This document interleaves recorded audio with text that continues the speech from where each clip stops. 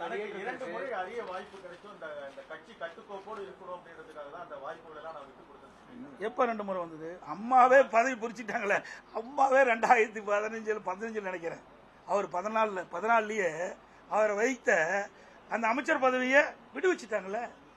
நாங்க 20 வந்த பிறகு நாங்களும் அவர் இருந்தார் இருக்கும்போது தானே உங்களுக்கு கையெழுத்து போட்டு கொடுத்தோம்.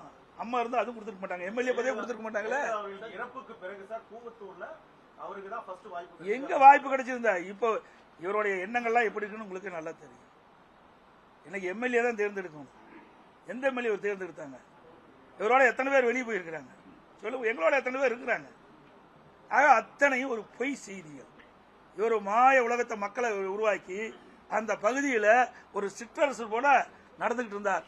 இன்றைக்கு அந்த பகுதி மக்களுக்கு விடிவு காலம் பிறந்திருக்குது, சுதந்திரம் பெற்றிருக்குது. அதனாலதான் அங்க இருக்கிற நகர செயலர், ஒன்றிய செயலர் எல்லாம் இன்னைக்கு இனிப்பு வழங்கிட்டு இருக்காருன்னா அவருடைய செயல்பாடு எப்படி பாருங்க.